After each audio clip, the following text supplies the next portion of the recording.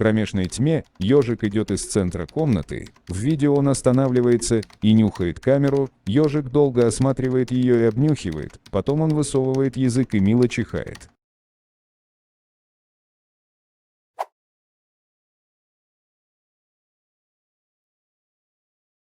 Кромешная тьма. Ежик шел от центра комнаты в видео. Он останавливается и нюхает, чтобы запечатлеть ежика. Долго искал этого и нюхал. Потом он высунул свой толстый пуф. И блаженство.